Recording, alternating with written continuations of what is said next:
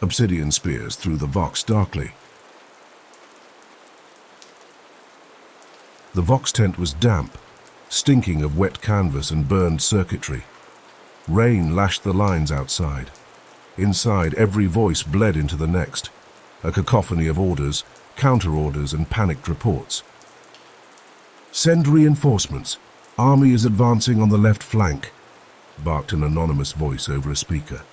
The operator paused, blinking at the note on his slate. He frowned, tilted his head, then dutifully repeated it word for word down the line.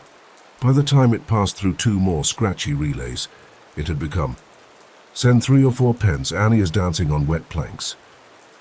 Somewhere, someone cheered that Annie had finally found a hobby. The operator sighed. At least the next one seemed clearer, as he hunched over his set, straining to keep up. "Message coming down the chain, sir. Command wants the Oblivion Spears to advance on grid 7-3.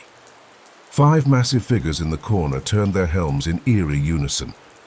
The distinctive deep voice of an Astartes rumbled, "Oblivion Spears." The operator flushed. That's how it came through from Sector Relay, sir." The Vox crackled again. "Correction, Ocean Spears to grid 7-3. The Marines did not move. Another crackle, different frequency. "Copy, message received.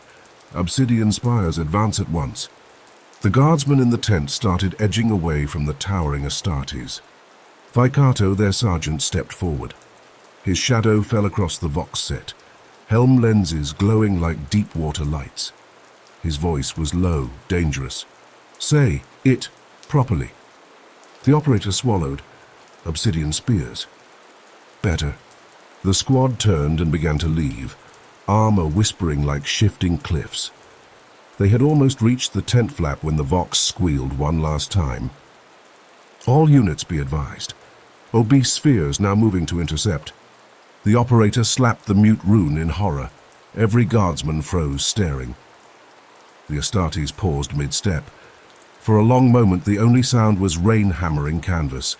Then Vicato gave a small, almost imperceptible nod and led his squad out into the storm. The tent exhaled all at once. Whispered voices hissed. "They said obese spheres. Last week it was Oblivion Shears. At this rate, they'll be the Onyx Spear Spoons by next dawn." The operator sagged in his chair, pale and drenched in sweat. Vicato's voice rumbled back through the tent flap, heavy with deliberate gravity. "Good hunting, Morbid. Onion cart, the depths watch over you." The guardsmen stared in mute outrage. By the time they found words, the Obsidian Spears were already gone, swallowed by the rain. "Silence." One guardsman muttered, "He knows it's Mordian Iron Guard, doesn't he?" Another snapped, "Are you going to correct him?" Nobody volunteered. Join the Discord, link in the description below.